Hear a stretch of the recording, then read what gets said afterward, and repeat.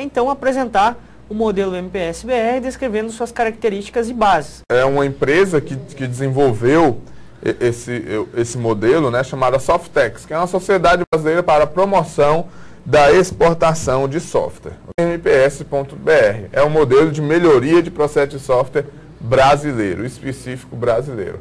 Então a gente vai ver realmente como que se comporta esse modelo, quais são as partes que compõem esse modelo, no que ele foi baseado, que é muito importante a gente saber isso. Por quê? Porque esse modelo não foi criado do dia para a noite com a ideia de cabeças, né, pensantes aqui no Brasil, de acadêmicos ou de empresas de software. Não.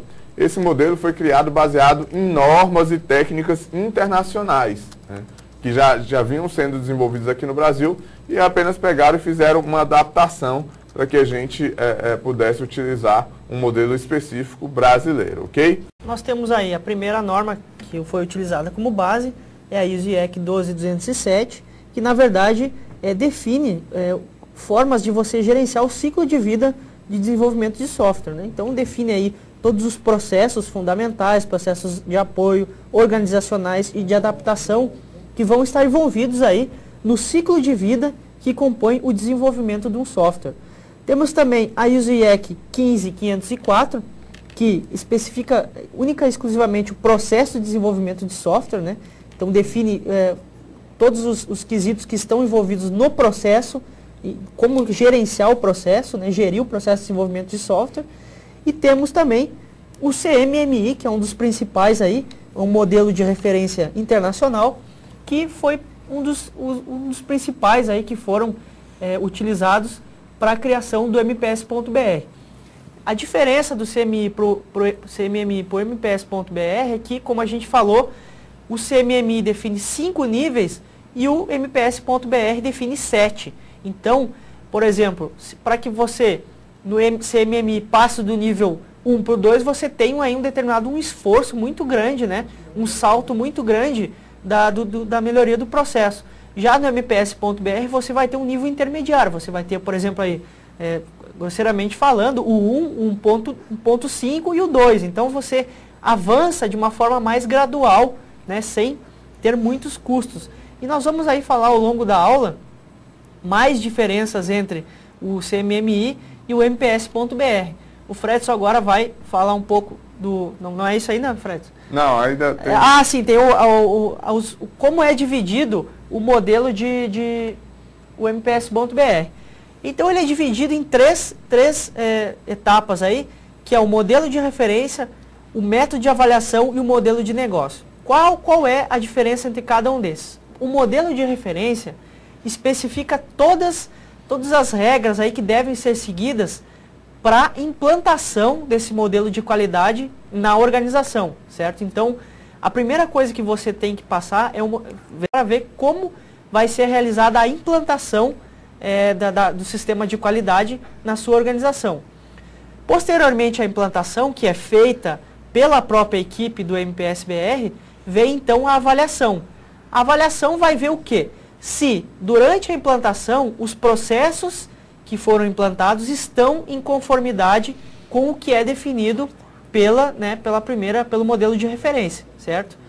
E aí, por fim, nós temos ainda também o modelo de negócio. O modelo de negócio, então, define questões como selecionar os avaliadores, né, que vão realizar a avaliação, quais os passos que vão ser seguidos na implantação, como capacitar os avaliadores. Então, todas as questões relevantes ao modelo de negócio do MPS.br.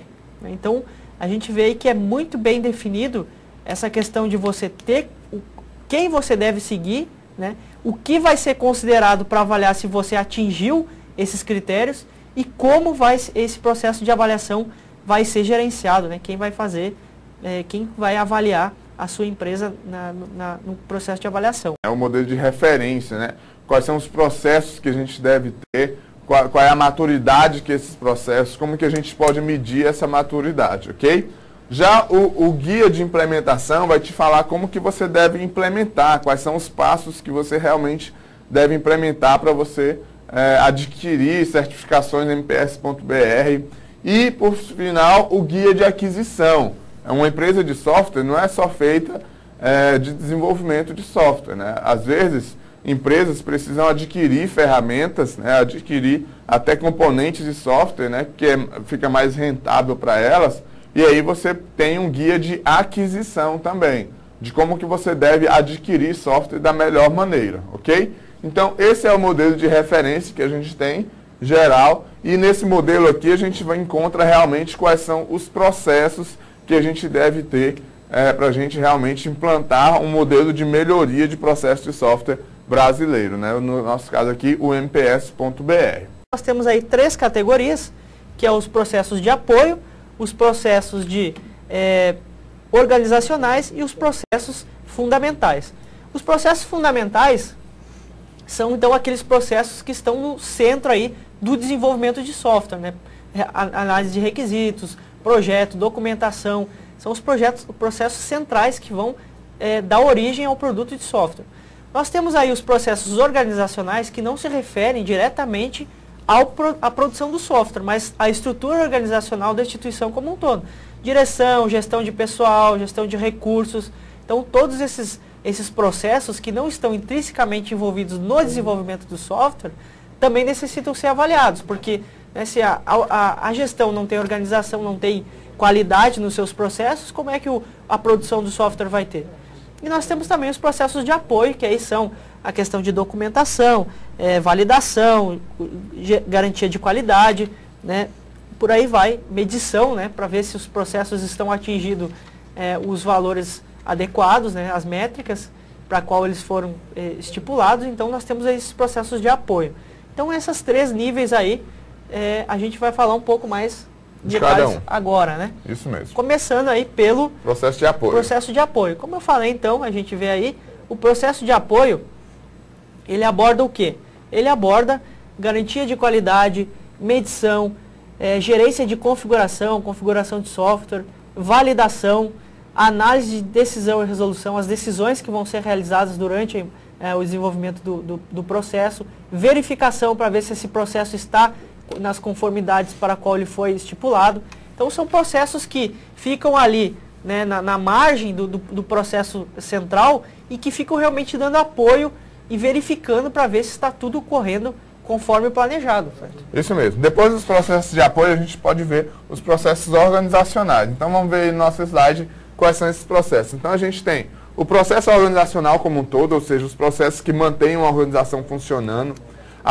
A gerência de projetos, que é bastante importante, onde você vai ter dentro dela, além de gestão do cronograma, custo, a gente tem a gestão de riscos, a gente tem o treinamento com a nossa equipe, né? A gente tem a análise de causas e soluções, ou seja, a gente vai dar soluções buscando sempre as causas de alguns problemas que vêm ocorrendo dentro da organização e inovações gerais dentro da organização.